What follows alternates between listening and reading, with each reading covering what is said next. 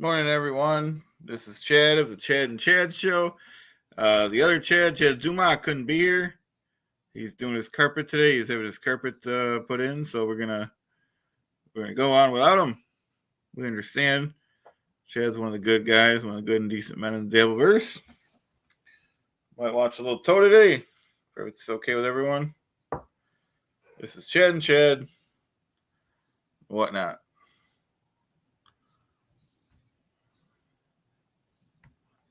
I mean, that was the problem. Because I was like, mommy. Email, the feminine comedy flowchart got to her getting fingered eventually, and that's what the song was about, was her getting fingered. There's kind of this. Hey, Grand Theft, how you doing? Good to see you. This is Steel Toe we're watching with this guest is looks like he's viewing a clip of this Bill Maher. This fork in the road that you hit with a lot of female comics. And the fork in the road you hit is they have to go one of two ways. They have to be disgusting and talk about their filthy pussy and being a whore and maybe get some pity laughs. Or you have to come up with like a really unique, clever. I don't know if we could watch this. I don't know if I approve. I don't approve of his language, Steel Toe. So we'll watch a little more. Turn of phrase and watch them butcher it fucking bad. Like trying to watch a dog balance a ball on. Yeah, I don't know. This guy, I don't like his language.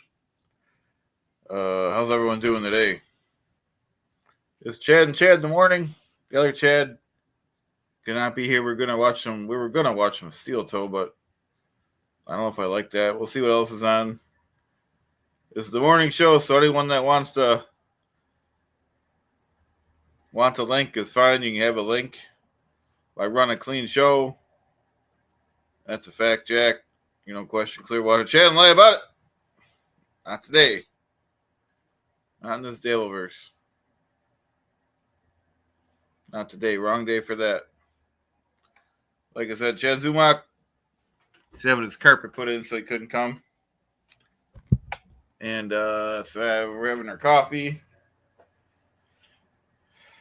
Just got home from work. And that's a fact. You don't question Chad.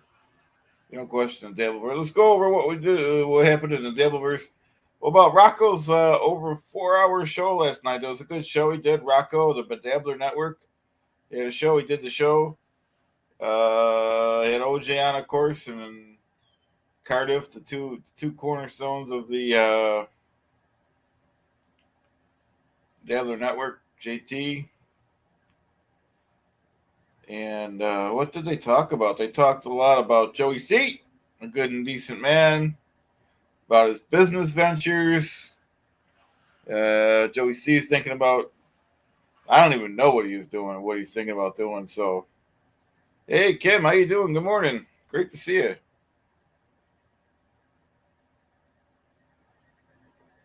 So, yeah, the Dabbler Network was on last night. And that's a fact. Just trying to see what else was on there. It was a 4.5-hour show, so he talked about a lot. He talked about Joey C. I think he talked a little bit about Steel Toe. There's a lot about Joey C. Before Joey C, what did they talk about again? They talked about Chad Zumak, I think, the Z-Man. They said he was a good and decent man. Whatnot. So, there you have it. I'm glad Rocco had a good vacation. And these are facts in the Dableverse. So, let's talk about, we should talk about something fun like the Magna Carta. Let's get the Magna Carta on. See if I can find it.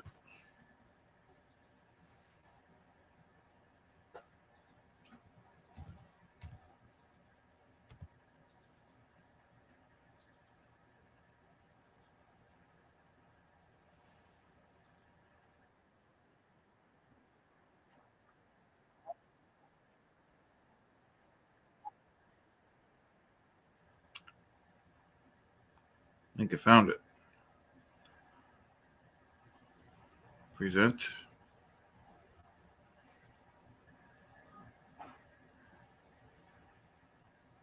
Secrets of the Magna Carta. A piece of parchment written by a medieval scribe.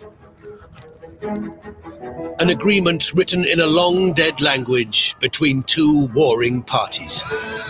800 years ago, on a reedy stretch of riverbank in southern England, the most important bargain in the history We're talking about the Magna Carta.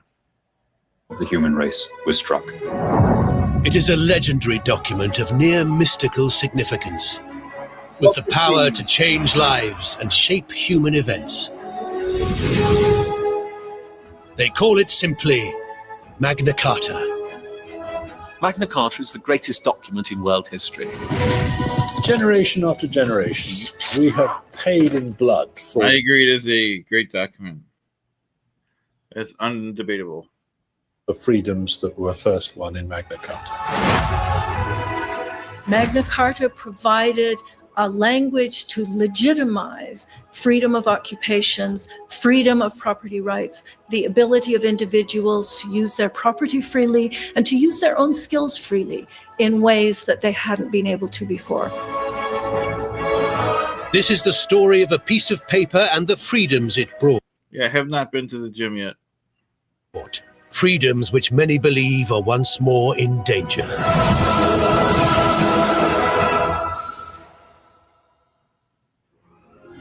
Oh, so the other Chad, he wanted to come. He couldn't come. They're working on his putting his new carpet in. So didn't want to what do you say? You didn't want to just not go on. So we did advertise this. So we do want to go on. That's a fact. So Chad wanted to be here. He couldn't be here. That's a fact. So it's okay. It'll be on the next show. New York, December 2007. Sotheby's Auction House. A single piece of parchment is up for sale. It's badly weathered and stained. Few people can read or understand it. How much is this strange piece? That's okay, Jimmy. And thanks for your support, everyone. We're just waking up with some coffee. Hope you guys enjoy the program. Piece of paper worth. On the telephone, on my left, fair warning at $19 million. While they're selling a copy of the Magna Carta for $19 million. Word for word, this is the most expensive document in the world. The most valuable piece of paper in human history. It's the most important document in world history. The story of Magna Carta starts long ago, in the age We still use language in our Constitution from the Magna Carta, so it's relevant. This was from 1215, so. of Robin Hood. England, 1200 AD. Through the greenwood, a legendary freedom fighter is on the move. The legend of Robin Hood dates back to the time of Magna Carta, and it's a conflict between the aristocratic I didn't know it tied in with Robin Hood. That's pretty cool. ruling classes and free English people. Robin Hood represents an entire class of those who feel that they are oppressed by tyrannical lords. He's someone resisting an oppressive royal official, a sheriff of Nottingham, who is taking his money, taking the money from the local community. For more than a century, the English have been ruled from abroad by the French. It was a nightmare which started when William the Conqueror crushed the Anglo-Saxons at the Battle of Hastings. William the Conqueror was a ruthless. So those two, they always used to fight, huh? The English and the French. The French would fight with anyone, right? Military leader, William the Bastard, as he was sometimes called. This was a I real want to see if Kevin Brennan will do a show about the Magna Carta with me, or World War II. I want to see if he thinks. What was the point that Hitler lost the war? Was it the war on two fronts, where he went to, he invaded Russia, or was it the lack of fuel, or the lack of equipment, tanks? That is the question. Massacre. It was a slaughter at Hastings. It was a massive land grab by an aggressive foreign dictator. William imposes the French system of government, feudalism. The king is absolute ruler. Every single acre of English land now belongs to him. William was a tyrant. There is no doubt that he was a bastard both in reality as well as in name. If you want to understand They're talking about the king, I believe, William the Conqueror, if you want to understand the power of the Normans, just look at the Tower of London. It's not to protect London, it's to control it. It's to keep those ghastly citizens in place and make sure he has the power to take their money. Monday.com is the best AI for work. And here's why. Let me show you some of the mind-blowing things. Sorry about the ad. To tax the people, he must spy on the people. To this end, William commissioned... This is all about taxes and Magna Carta, I believe. They're not all about it, but checks and balances, the first checks and balances, in my opinion. His famous Doomsday Book. The Doomsday Book was a list of all of the people in the kingdom and everything they own. He sent out a survey to chart all of the land, right down to a single pig. It's a way in which the king can see the liability of the land to taxation, and then, if necessary, can jack that tax up. The unfree English are defenseless against the greed of the all-powerful Norman-French crown. England is described by... So I think they want to overtax the peasants, is what he's saying, if I read that right. Contemporary chroniclers as a cow which is being milked to sustain the continental possessions of the dynasty.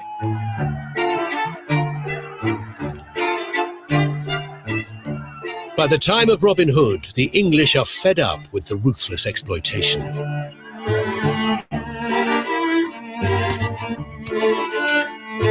But there's worse to come, when in 1199 Richard the Lionheart is succeeded by his brother, King John. John is essentially a French king. For a French-speaking king, England is really a place that you go to hunt and gather tax. So here's the problem. King John, I think he took advantage of the peasants. We'll see, though, in this next clip here. And then they go off and they do what they really want to do, which is live and make war and make love in France. While John lives like a king in France, back in England, Robin Hood is fighting his agents, the sheriffs.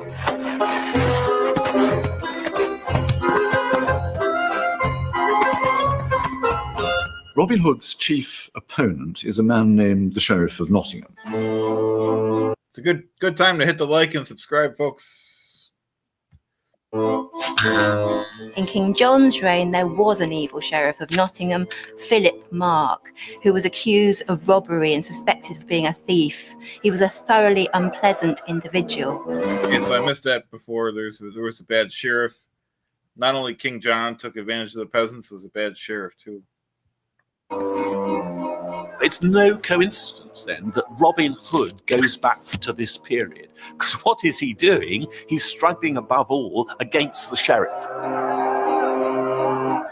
In 1204, King John is defeated in battle and loses his precious domains in France.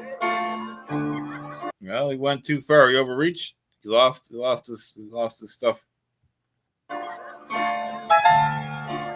The first time in the post-conquest history of England, the King of England actually has to live in England.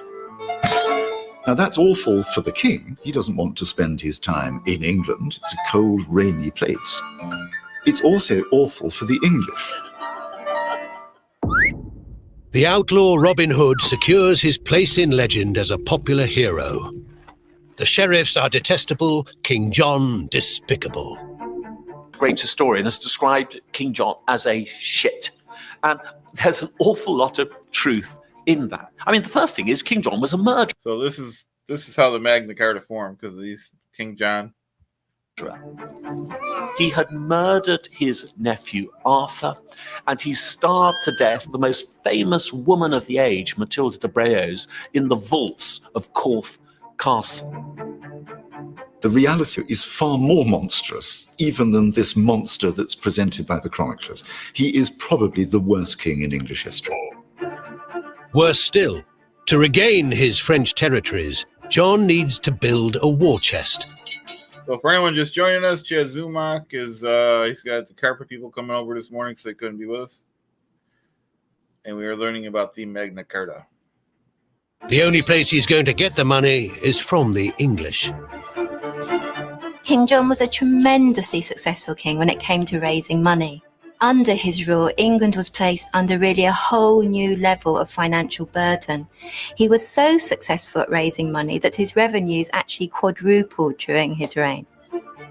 By the end of the reign of Richard the Lionheart in 1199, chroniclers were already moaning about the very high levels of taxation. Well, once again, they're taxing the peasants too much, and we know what happens when that happens. Revolt. If the pips squeaked under Richard, under King John, they screamed. John sets out to fill his coffers with taxes. In history, if you oppress people too much, they revolt. No, it's not a bait and switch. Chad, the other Chad couldn't be here. He's got a carpet situation going on, so you know what I mean? There seems no limit to the amount he demands. Lords are expected to provide men-at-arms and perform military service. If they can't, they're taxed. If a knight dies, his widow is taxed. If the widow dies, the orphans are taxed. Everything you do and don't do is taxed. Everything you own is taxed. Everything you own... Seems pretty familiar about the taxes current times, doesn't it? Am I right? Earn or inherit or bequeath. If you are arrested, you pay tax. People are arrested on trumped-up charges just to extract more tax from them. And in a case brought before law, who pays most wins the case. What John says is... That hasn't changed. Whoever pays more gets a better lawyer, usually wins. Not all the time, but that's just how the system is. If you want justice, I want money. You've got to pay for, quotes, justice. This is a kleptocracy. It's not a democracy. This is a place where the king and the king's own desires and the king's own needs rule. And if the king needs money, he will get money. King John's cruel exactions work. His barons hate him with a passion, but his coffers are swollen with their gold. Our family faces danger that has threatened our planet. What is that? It is him! By 1214, King John has amassed a vast fortune, running to over £100,000. He's got more money, more cash than any king in English history before him. He stakes it all on one outcome. I think he went too far. He went too far, as you can see. The biggest expedition against the King of France that's ever been launched. And it is a total catastrophe from the word go. At the Battle of Bouvines, King John and his allies are soundly and devastatingly thrashed. All of this money that he staked on his one turn of the roulette wheel, it's all gone. After that, John is finished. He has to conclude a truce. He comes back to England, and of course, he's a sitting duck for his enemies. All the people who've been taxed to pay for this great campaign of reconquest, well, what are they going to do? Are they now going to be asked for all of this money all over again?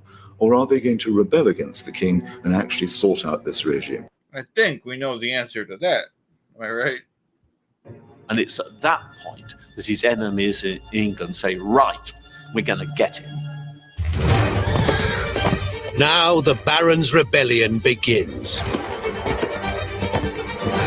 It is a tax revolt that will change history. Here it is, the revolt. This was right before the Magna Carta. The barons gather their knights and ride on the capital to appeal to the Londoners.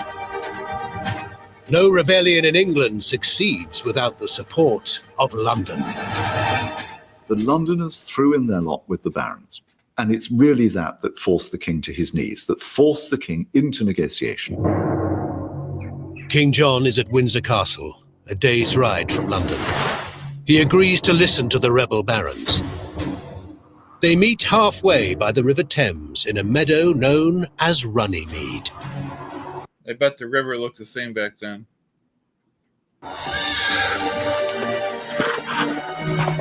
The barons arrived and posted their tents. The king arrived with his forces. All the great figures were there. They're named in the preamble to Magna Carta. On June the 15th, 1215, King John... There it is, June 15th, 1215. ...reluctantly agrees to the barons' demands. No free man shall be taken or imprisoned or in any way destroyed, unless by the verdict of his peers or the law of the land. Magna Carta, the Great Charter, is born. The word Runnymede has gone down the ages in English history. It means a place where liberty was established. Think of the Kipling poem, What Say the Reeds of Runnymede? They whisper of liberty. They whisper that kings must obey the law. The Runnymede Magna Carta is the most valuable single page of writing in the world. Here at Salisbury Cathedral is one of the best preserved copies.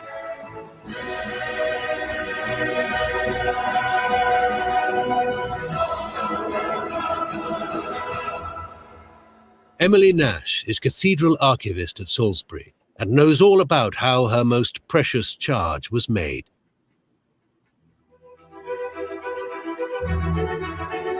The scribe would have used a goose or swan feather.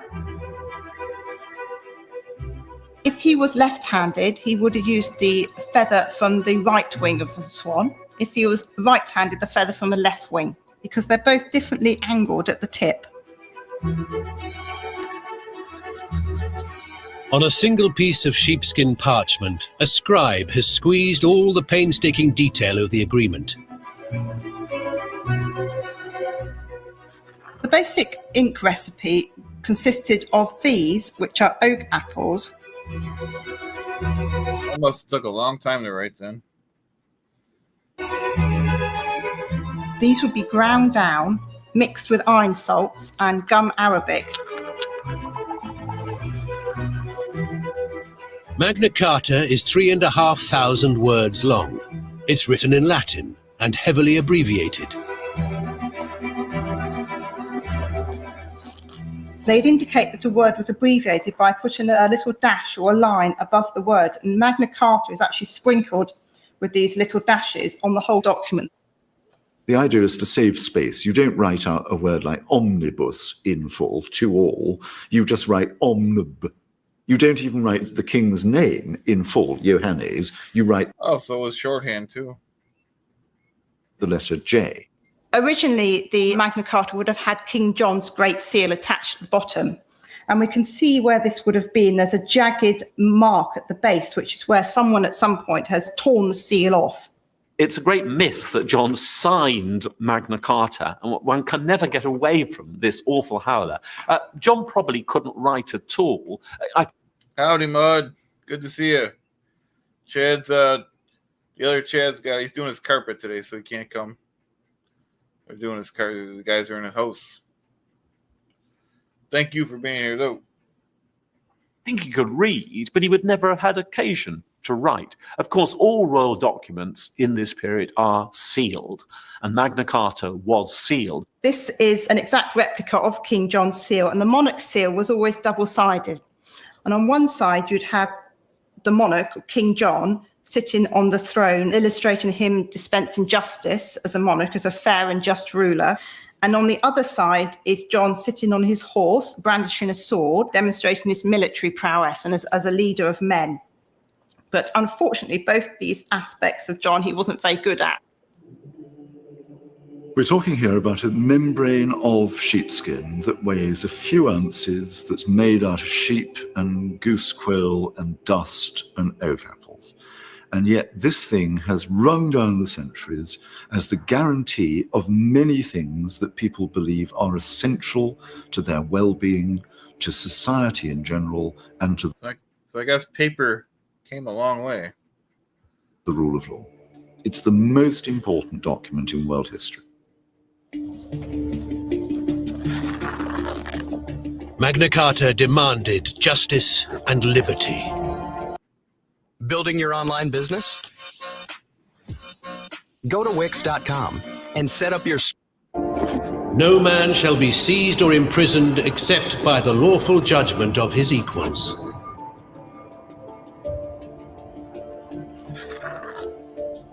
It's the one which people rely on when we talk about our rights as citizens.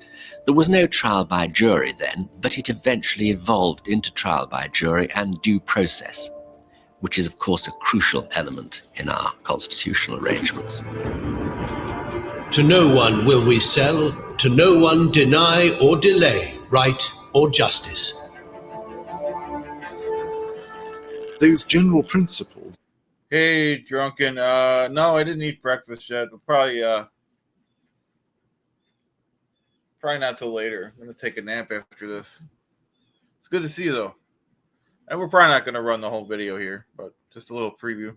It's ring down the ages. And if you're just joining us, Chad, he's got the carpet guy over today, so he couldn't join us. The other Chad, the Z-Man.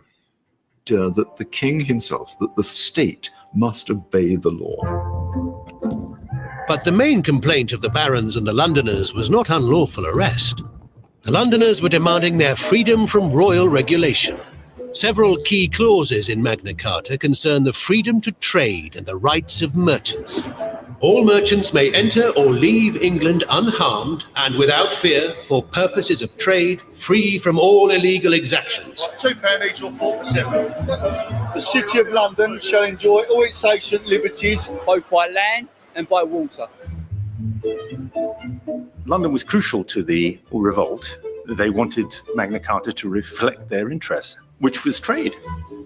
The freedom of movement of people and the freedom of goods and services, which is so crucial to the way the world operates today, comes out of a simple clause like that. Magna Carta is a very pragmatic document, in that sense a very British document. It's not all about theory. But most of the demands of Magna Carta reflect the biggest concern of barons and Londoners alike.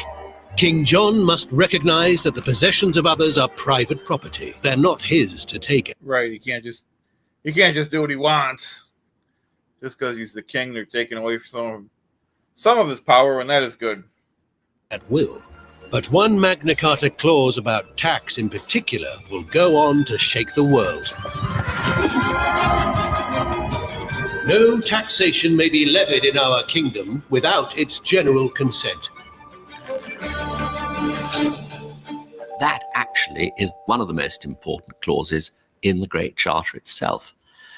And it provides that there shall be no scutage or tallage, which is taxation, without the consent of the Council of the Realm. And that was shortly to become Parliament. That is the great lever, the source of all Parliament's power down the centuries, namely its control over taxation. The point of Magna Carta is that taxpayers decide how much of their money Welcome, Ken. Thank you. is going to be taken from them and what it's going to be spent on. Yeah, you're right. The Devilverse needs its own Magna Carta. This is the historical origin of the English Parliament, the mother of parliaments, whose job it was to defend taxpayers from the greedy, tax-consuming king. At the time of Magna Carta, the Common Council meant barons and bishops, and even today they have a role. I sit in the House of Lords, and that means I'm a lord. I'm like the barons, if you like, who signed Magna Carta. The House of Lords is the parliament. It's a talking shop, if you like. That's where the word comes from in Norman French. Now, it has very little power these days, but it's descended directly from the negotiation with the king over Magna Carta, which was all about making clear that the king, like every other citizen in the land, was subject to the rule of law, and that any decision he took, particularly with respect to raising taxes, there you go, rule of law, taxes and things, had to be approved by a committee representing the people. It's not just political freedom or legal freedom that matters. What matters is economic freedom. To the barons and the Londoners, if there is no private property, if their belongings can simply be taken from them, they are not in any meaningful way free people. The protection of private property is an essential part of freedom. In the summer of 1215, it looks like the barons get what they want. But King John has no intention of keeping his word. Well, he wasn't a good king then if he didn't keep his word. Hey, EQ, this is Chad, Clearwater Chad. The other Chad, Z-Man, he's doing his carpet today. He didn't know the guy was going to come at 8, so he's, you know what I mean? So we respect the fact that he's getting his carpet done. We'll see him the next time here. We're talking about the Magna Carta. I will never grant them liberties which will make me a slave. He writes to the Pope and has the charter annulled. Within 4 months of the peace talks at Runnymede, England is plunged into civil war. Well, he violated the Magna Carta from what I could see. Equal saying the carpet has been reorganized more times than whatnot. Well, I mean, we'll take him for his word. He's a good and decent man. Am I right?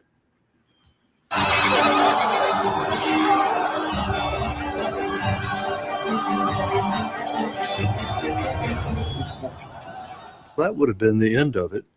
But then the next year, King John died. You're funny, EQ, and we're talking about your country here, England here. We're talking about the Magna Carta.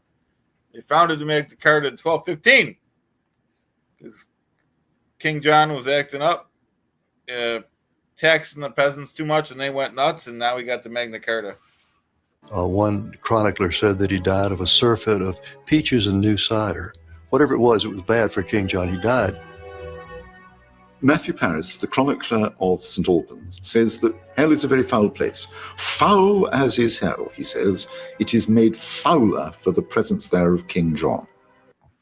Imagine being able to build anything, for any reason, in any style, at any scale, just by thinking about it. John's son and heir. I hear you, Equal. No, I like British stuff. You know what I like? I told you what I like, the Monty Python. We got to review some stuff about that someday.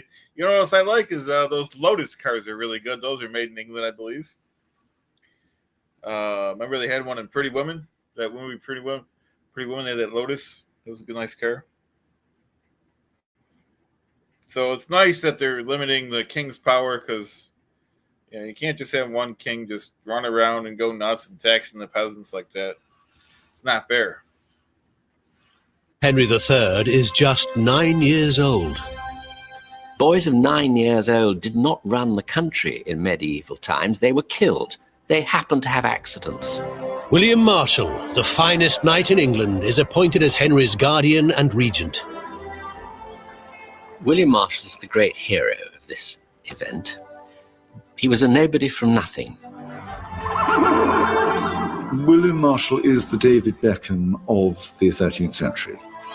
He's a man who really made his reputation as a sportsman on the tournament fields. To end the war and keep Henry alive, Marshall comes up with a cunning plan. William Marshall, who today we would call a public relations idea, he said, let's have Henry III reissue Magna Carta.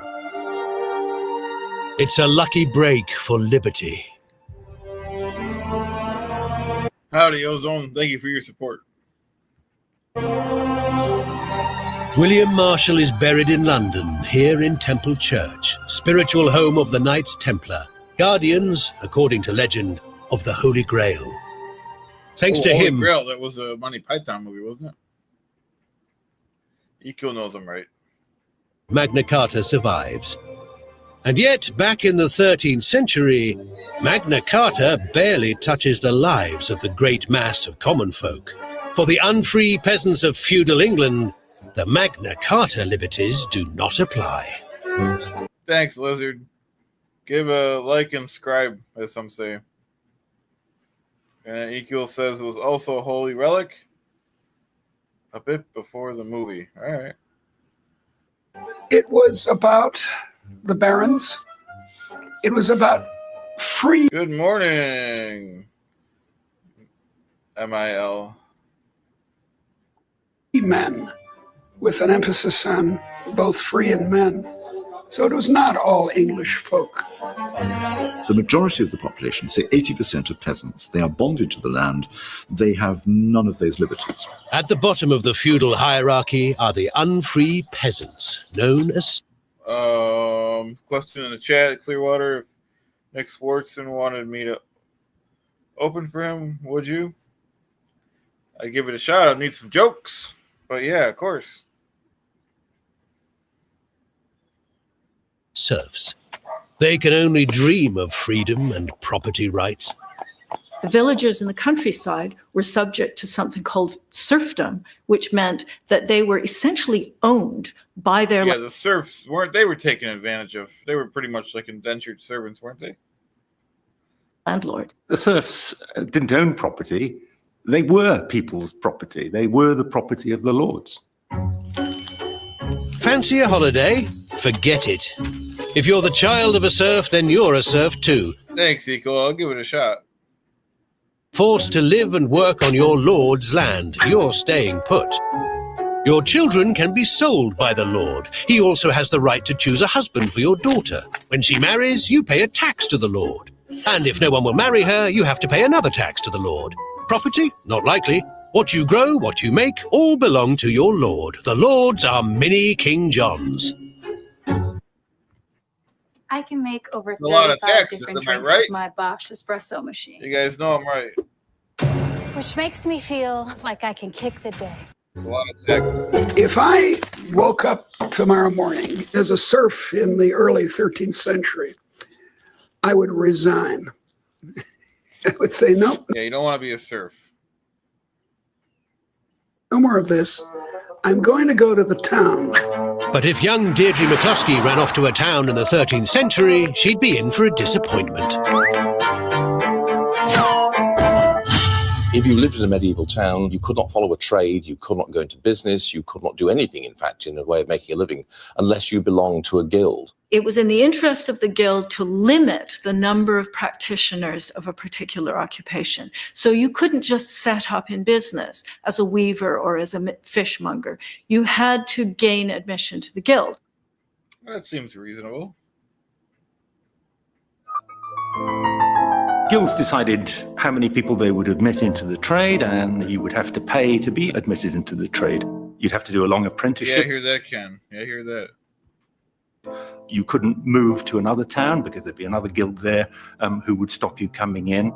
It was the guilds who perpetuated the class system and made sure that the trade of the towns was not going to be opened up to anybody from the countryside. Unfree serfs were not allowed into the guilds, but neither were guild members free to act as they liked. Hundreds of guild regulations are enforced by the guild master. To prevent competition, he tells you what tools you are allowed to use, how much to produce, and what price to charge. He tells you how many apprentices you can take and what hours you're allowed to work. He tells you exactly what kind of products you can make and how they should be made. He doesn't want anyone introduced. That's a lot of rules, am I right? Oh, Durham, Chad, he's dealing with his carpet. He's got the contractors over his apartment, so he's dealing with that today. So he can't join us. That's okay. He'll be on next time. Producing fancy innovations that could threaten the livelihoods of other guild members. And for the right to belong to a guild, you have to pay your dues. The guild master... It's good to pay the dues. That's good. Then passes this on to the local lord, who has granted the monopoly license to the guild in the first Yeah, there were a lot of taxes back then, huh? place. They would actually make gifts of money. They called them honoraria in their account books, but basically they were bribes to get legislation passed that would enable them to rip off customers. So these were real barriers against free trade in England. This is where Magna Carta starts to work its magic. Definitely bunch of dues payer. I agree with Ken. Now we're talking. Now we're talking. Over the course of the 13th century, the charter is reissued by every successive king. And each time, more copies of the charter are made and sent out. Medieval copies of Magna Carta are now incredibly rare. Here at the Royal Society of Antiquaries in London, only 3 remain. One is the Liber Niger. Yeah, I'm not sure about the cake eating guild. I'm sure they had cake. It probably didn't taste as good back then. But I'm sure they probably had cake. EQ will probably know. The Black Book of Peterborough. EQ's English, allegedly. It is a copy of the original 1215 Magna Carta as issued by King John. I'm sure you do. You live right in England, EQ. I'm sure you do own a Magna Carta.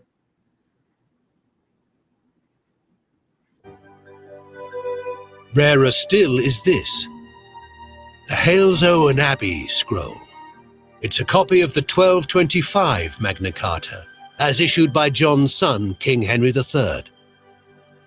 We're very lucky that the Middle Ages used sheepskin, because if they found paper a few hundred years before, all of this would have gone. Today, this priceless copy of Magna Carta is I protected believe you, EQ. You're a good and decent man. in a guarded, sealed vault.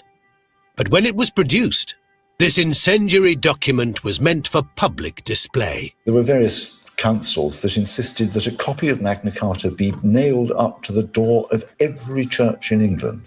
This isn't just some sort of ephemeral thing that you can get rid of. This is the law of England, and you're jolly well going to make sure that it's visible. By the end of the 13th century, Magna Carta is being translated from Latin into Common English. Now everyone can understand what it says. Magna Carta becomes known, available and exploited by wider and wider sections of society. By 1300, it is being proclaimed in English, which is the language So it's catching on by 1300. of the great bulk of the population. So the Charter is broadening out, it's widening in scope, it's spreading wings, and it's flying through the whole political community. The Great Peasants' Revolt is one of the most famous rebellions in history. In 1382, the commoners of England rise up and demand their freedom. But it starts when they simply refuse to pay their taxes. Yeah, that is pretty interesting that we're using some of the same stuff several hundred years later. Some of the same laws. All right, thanks, Durham. Thanks for your support. Appreciate you leaving this on. Thanks, appreciate it. The Peasants' Revolt is, as much as anything, a tax revolt, and they call on Magna Carta.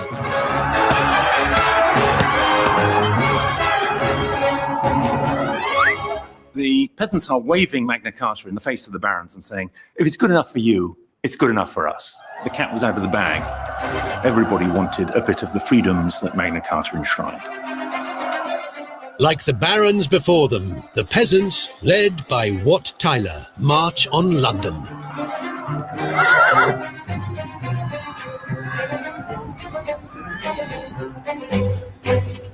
This is the way the Peasants' Revolt rebels would have came. And they would have crossed this bridge because for over 500 years, London Bridge was the only bridge in and out of the city. Tower was stormed. Several of the... So they started charging to go over the bridges. That was probably the first bridge taxes. I agree with Ken. Peasants should have unionized. I think they did their own form of unionizing. King's high-ranking friends and dignitaries were dragged out of the tower and publicly executed. The peasants are joined by rebellious Londoners. They release prisoners from jail. They loot and burn official buildings and execute nobles. Should these glasses be illegal in the US? Don't risk straining your eyes or wasting money on outdated prescription glasses. These incredible new glasses. The Ezekiel saying the Queen used to refer to the 1300s as the good old days. King, accompanied by the Lord Mayor of London, Sir William Walworth, agrees to meet the rebel leader, Wat Tyler. It all got a little bit scary and hairy. The mob moved towards the king. William Walworth took his dagger and stabbed Wat Tyler to death. The king finally calms the mob with promises. Magna Carta freedoms for... Yeah, they didn't play in those days. ...the common man. But when the rebels disperse, they are hunted down, tortured, and executed. The Peasants' Revolt does change the world, even though it comes to a sticky end. The Peasants' Revolt has been put down, its leaders killed. And yet a great victory has been won. For Magna Carta has now become a mighty weapon in the hands of the people. Magna Carta wasn't designed to bring down feudalism, but the principles that it contained did bring down feudalism in the long run. It had an effect far beyond what its authors had in mind. I think that barons would have been appalled if they'd known what was happening, because barons are not democrats. In the end, it is not a political movement that freed the common people of England. They simply break the law, ignoring guild restrictions. A lot of them probably couldn't read or write, so they probably couldn't read the thing.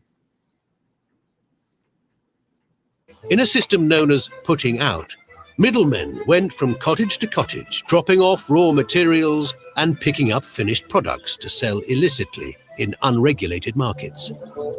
Rural cottage industry succeeded because it could produce things cheaper and better than the lazy, corrupt town guilds.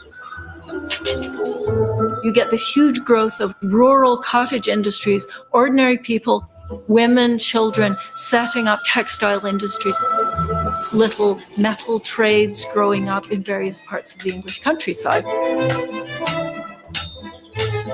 Peasants who make money can pay rent. Greedy lords turn a blind eye. It is trade, not politics, that frees the peasants. By the time of the Tudors, England has transformed into a land of entrepreneurial wheeler-dealers. The Tudor era was built on free trade, and with that came enormous prosperity. So they're finding their way in early 1300 here. That's right, I agree with Ken. Money talks. Hey, Mint, this is the Seekers of the Magna Carta. This is the show. Chad Zumock, he's a good guy. He's got his carpet today, so he can't join us. So Z-Man is dealing with his carpet. Suddenly, the lower orders could aspire to be members of a trade. The guilds were losing their stranglehold. To sell the goods illicitly produced in the countryside, illicit black markets started to spring up outside town boundaries, beyond the control of town guilds. These areas were known as liberties.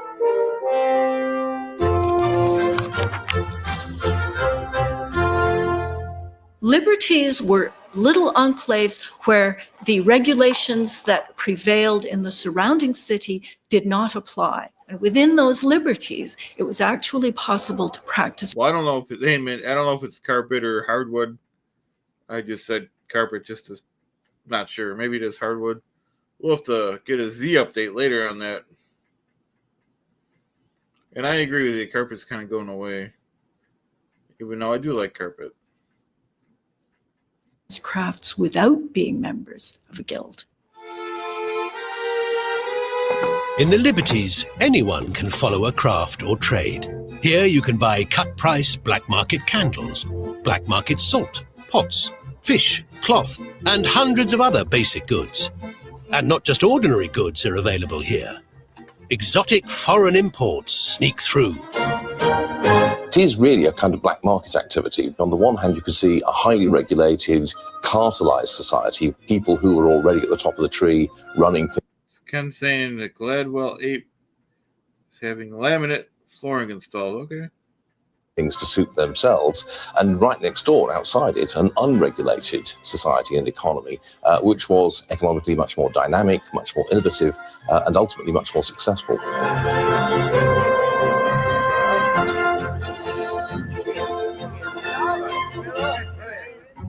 One of the most famous liberties in London lay south of the Thames, and it still exists today. This is Borough Market. There's been a working market on this site since the early 1200s, and it would have been known to the likes of William Shakespeare, Geoffrey Chaucer, Samuel Pepys, Charles Dickens would all have known this market. It's much more liberal thinking than we had over in the City of London, which is why there were so many inns, taverns and theatres around this area. In the unregulated liberties, you were free to buy and sell. You were also free to... So we're still talking about the taxes here.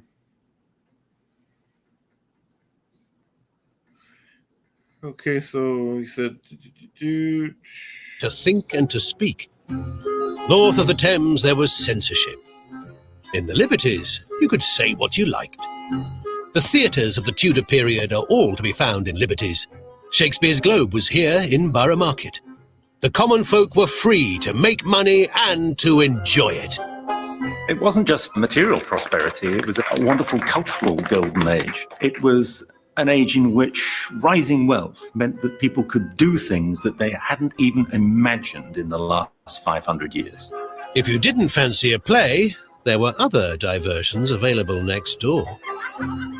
All of this land was owned once by the bishops of Winchester. They took the rents from the bear baiting pits, cockpits, the theatres, the ale houses, and even the stews. And a stew is an Old English name. So it could be said that the bishops of Winchester were actually medieval pimps. Interesting.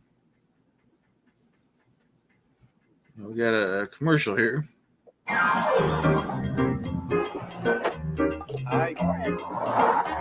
If all those work trips... The good thing for ordinary people was that there were lots and lots of these liberties in many English towns. And they were little enclaves where the regulations that prevailed in the surrounding city did not apply. Outside the towns, in the liberties where people are free to do what they want, you get an enormous burst of creative energy. And that actually produces prosperity on a grand scale. The prosperity generated by free trade leads on to something very new in Tudor times: social mobility. What you had was a lot of new men, as they were called, people who were not from the traditional aristocracy, who made fortunes in trade, in commerce, in business. How do you guys feel if we do a part 2 of this? Because I did work all night. I'm falling asleep. Take any last questions. Like I said, Chad, good, decent man. He's having his flooring installed this morning. That's a fact. And it's backed up by documents. So anyone see Bedabbler last night? Over 4 hours. He did a great show. Talked about Joey C's business ventures, future business ventures. Oh, yeah, Carmax. I like Carmax. I'm not crazy about the music, but he's a good man. He's a real man.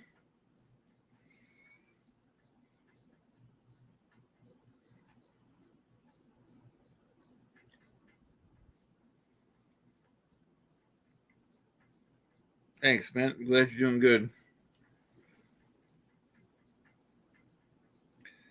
Yeah, I'm not really a fan of the crying. I mean, I'm not a crier, so you know, it is what it is, I guess. Yeah, I don't even remember the last time I cried. It's not often. Certainly not on stream. Something really, you know, yeah, I don't really cry really that much at all. But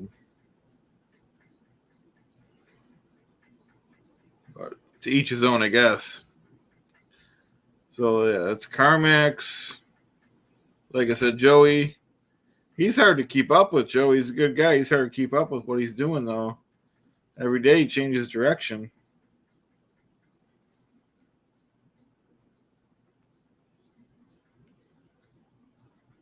Yeah, like I said, I can't really make it through the whole. We'll do a part 2 of the Magna Carta. We'll have the Z-Man and see what he says about it. Yeah, Carmax does have a good voice. I'll give him that for sure. He's got a lot of people, a lot of viewers. People like him. So, all right, everyone. I want to thank everyone for watching Secrets of the Magna Carta. This has been the Chad and Chad Show, even though Chad was absent due to the flooring. Thanks for your support, everyone. We'll see you real soon. Thanks, Matt. Appreciate everyone's support.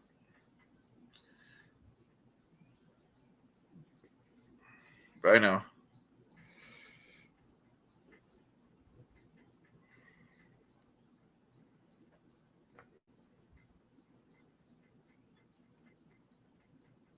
Skull. Just trying to let everyone say goodbye here.